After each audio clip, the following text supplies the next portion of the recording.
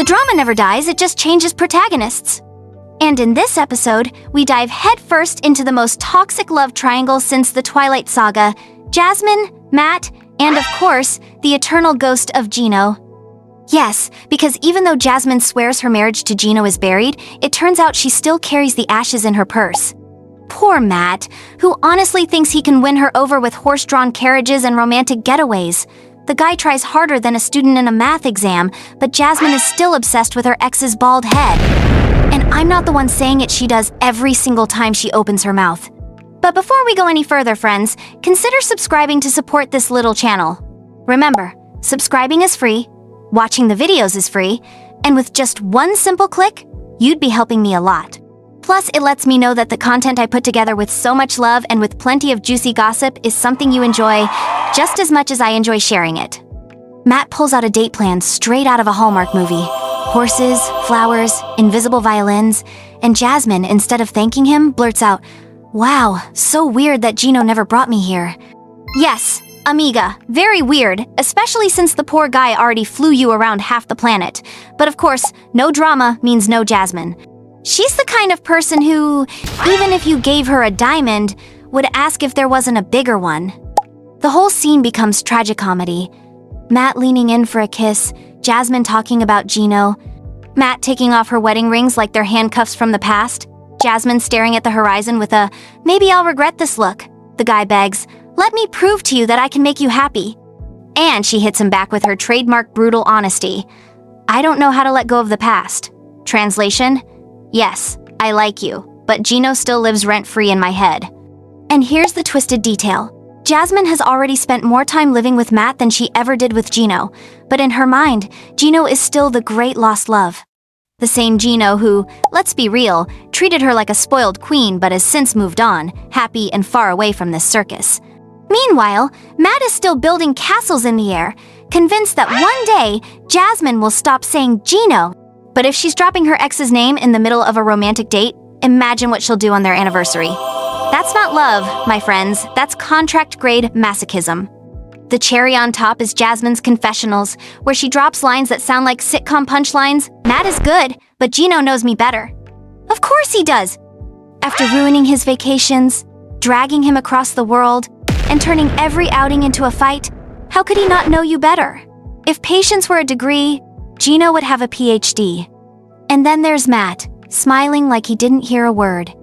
Watching him, you can't help but wonder, is this man a saint or just selectively deaf? But while Jasmine is stuck between her past and her present, the rest of the cast decides that if there isn't enough romantic drama, then it's time to bring out the heavy artillery. Backstabbing friendships, public confrontations, and marriages on the rocks. Enter Act 2, Elizabeth and Andre versus Loren and Alexi. A full-blown battlefield disguised as a reality show. It all starts at Yara's party, supposedly a celebration of her new doggy business, but quickly turns into a social war zone. Because let's face it, in this franchise, nothing ever goes smoothly. If there are cocktails and appetizers, there will also be screaming and tears. Libby and Andre strut in like guests of honor. From the second they step inside, Elizabeth has her speech locked and loaded, confronting Loren for bad-mouthing her husband. And she does it with that venomous smile that's more dangerous than yelling, "Hey, I heard you've been saying horrible things about Andre. Is that true?" Loren, looking like she wants the ground to swallow her, stammers, "I never said that." Okay, maybe I said he sometimes acts horrible, but I didn't say he is horrible. Uh-huh. That's like saying, "I didn't call you dumb, I just said you were acting like it." Totally different, right? Andre, hearing it all, puts on that I'm trying to hold it together face and shoots back. "If you've got something to say it to my face." Loren, voice shaking, tries to soften the blow. "I didn't mean it that way." But Elizabeth, already fired up, lands the final dagger. "I've kept quiet about a lot of things you've said about Alexi, out of respect for our friendship. But if you want to play this game, trust me, I can talk too." Boom! Social bomb dropped. Alexi, who's been quietly enjoying his appetizers, hears his name and decides he's not staying out of it. He walks over to Andre and calmly delivers the kill shot. "You're a jerk." "You were a jerk in my house, and I told you to your face. We settled it. I don't need my wife repeating it behind my back." Translation: It's not that I mind you thinking my husband's unbearable, it's that I mind you not saying it out loud. The tension gets so thick you could cut it with a plastic catering knife. The other guests pretend they're still interested in Yara's dog products, but everyone's ears are glued to the fight because, let's be honest, the drama is the real main course tonight. The fallout. Elizabeth and Loren now look at each other like sworn enemies. Andre storms off in a huff, and Alexei is left wondering what other things his wife has said behind his back. Meanwhile, poor Yara, the actual host, gets completely forgotten, like her doggy products were just background props. Just another day in this unscripted soap opera. And just when you think the episode has peaked, it drops the emotional bomb, the birth of Tiger Lily and Adnan's baby.